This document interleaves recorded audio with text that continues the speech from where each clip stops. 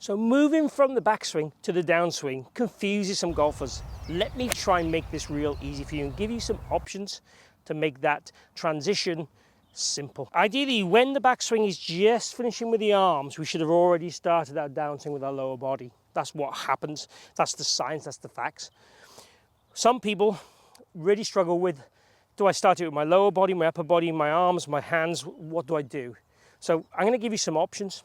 So option number one would be, you would try and feel that you really try and make the lower half move laterally first, and try and feel that both feet kind of roll and the hips move laterally. That in turn then gets the lower half ahead of the upper torso, and the torso then can move more down, and it creates a tiny bit what we would call right bend this way, because the lower half has led the journey. Now, kinematic sequence wise, that is what happens with all great players. Now, it's kind of whether we think of that to create that is the big thing for the golfers. But what I'd encourage you to do is basically just hit some shots where you really feel, can I initiate my downswing before I finish my backswing with my lower half? Whether you hit great shots or not, it's not really about that.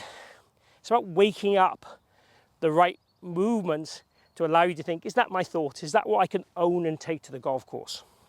Personally, that's not the thought I would use. I feel it disconnects me a little bit from my arms and the club a little bit too much.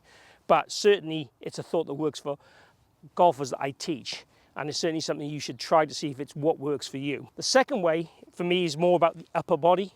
So if I'm in this backswing position here and I focus on my right shoulder going to my right ankle, and feel that my torso goes down and pushes my lower half, that for me is a better feel. I also quite like my arm feel too. So I probably get in between this one and the next feel I'm going to give you. But if I'm here now and I'm thinking right shoulder to right foot, right shoulder to right ankle, so top of the swing, and just fire that right shoulder that way, that tends to give me the best outcome and certainly feels the best in my brain. Makes me feel happier and more comfortable. So the last way is really all about the arms. Now, again, from a science point of view, this should be the least promising way to do it. But if we feel that from the top of the backswing, that the arms drive down towards the golf ball, in particular this kind of trail arm and trail elbow, in this kind of throwing shape.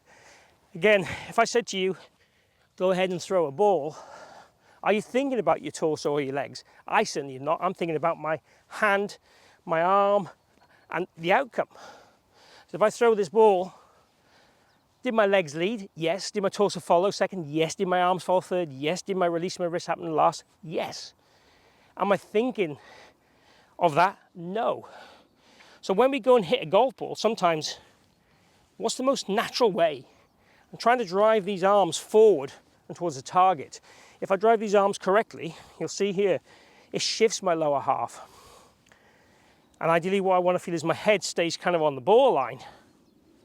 And that way, I don't get my torso too forward. So throwing those arms first, and almost again trying to feel like we almost initiate that as a little kind of a whip before we start the top of the, finish the backswing. So it's kind of, okay, start down what you feel is early, would be a nice way to do it for me. So let's try that.